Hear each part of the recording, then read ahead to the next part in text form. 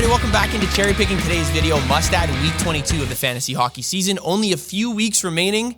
A lot of you are getting into the fantasy hockey playoffs, so these ads are really important. If you missed our last video on Must Drop, that is in our channel. I'll drop that link in the description below as well. But as always, the video presented by FanDuel Canada, North America's #1 sportsbook.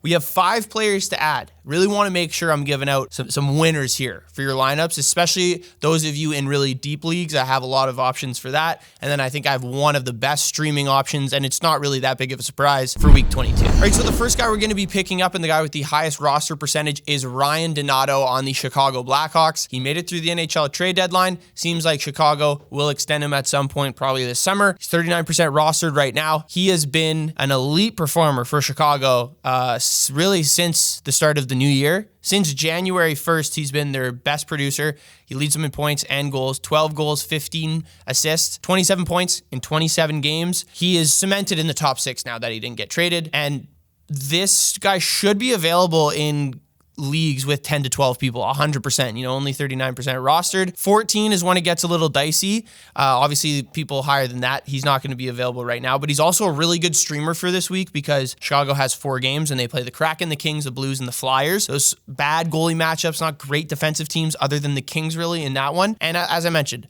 Donato will stay in the top 6. Chicago changes their lines, it seems like every fucking game, but he is consistently playing with either Bedard or Teravainen, which is really 2 of the best playmakers on Chicago, and he has an absolute hell of a shot as well. Can also is a solid playmaker as well in his own right. So leading the team for a reason in points, and I think he's going to continue to do that for the rest of the season. Really good streamer this week if you can pick him up. The next guy we're picking up, Oliver Bjorkstrand, now on the Tampa Bay Lightning, got moved at the deadline from Seattle along with Yanni Gourde. Plays that right wing spot, 18% rostered. The reason why I think he's a good pickup for this week and someone you should keep your eye on at this point, if he is on your waiver wire, he's getting some power play time on that first power play unit, which is absolutely huge. Anyone really who gets any sort of minutes on that power play. I talked about it last week with Darren Radish, who seems to have gotten moved off maybe at this point already, but Bjorkstrand got some time in the last game on the first unit, on the first power play for Tampa Bay. We've seen him play on the power play for the Kraken as well. I could see him being a good fit, with Kucherov, Point, and Gensel, and even Hedman, whoever else is that fourth guy in that time, but plays even strength as well with Gordon and Galvez. Tough line to play against, and I think they can also generate a decent amount of offense.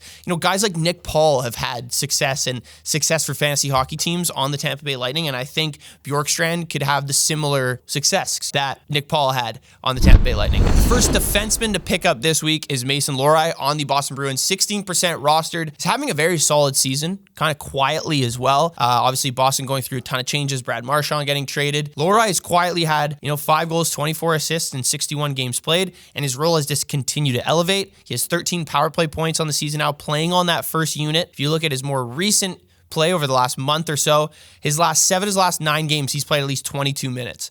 With Charlie McAvoy out as well, and the defense for the Bruins getting a little bit thinner through the trade deadline and just not too many notable names, he is going to continue to get more opportunities, especially in the offensive end, considering Boston doesn't really have that offensive defenseman with Lindholm and McAvoy apart from those 2 guys.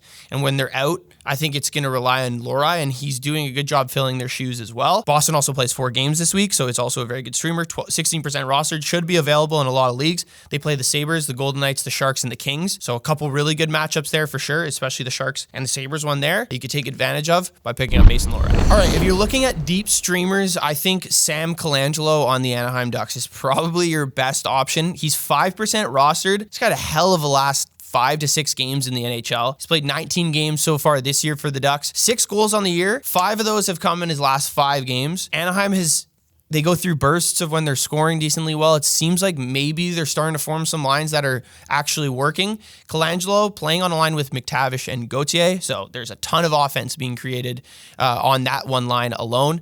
Cutter Gauthier along with Mason McTavish, 2 really young stars for this team. Their expected goals for per 60 as a line is very high, 3.2. It's one of the best offensive lines the Ducks have, or combinations the Ducks have put together, if you look at Money Puck and sort by that category as well.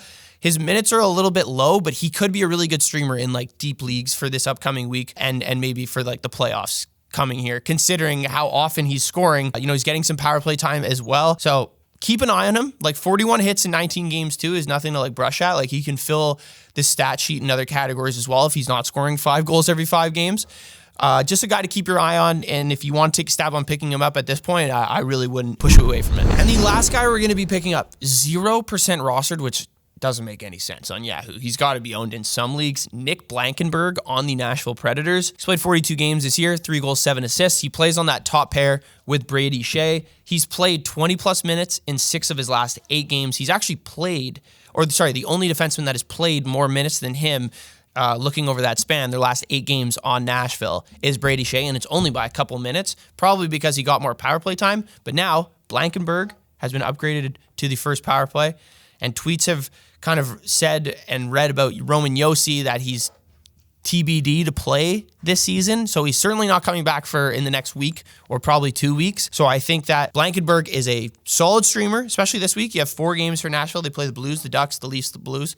So the Blues twice. They're on a little bit of a heater here. Won a couple games in a row. He had an assist in their most recent game against San Jose. I think there's a role being created for him here as well as Nashville kind of continues to pivot. Like, why not give him the time of day here as Nashville is certainly not going to make the playoffs, can kind of see how some of these guys that are on the fringe, or maybe not fringe, but young guys that could be making, that turn to being the player that they're truly meant to be, I guess, in the NHL, you could say. And I think Nick Blankenburg can certainly be that player for the Predators, and he's kind of shown it over the last 6 or 8 games, being able to fill the void and play those minutes with Josi out, and also being able to create offense, get some points here and there and get shots on net. All right, thank you guys for tuning in. Let me know what you thought of this week's must-add. Be sure to like, comment, and subscribe. Shout out to FanDuel Canada for sponsoring the video, and I'll see you guys next time.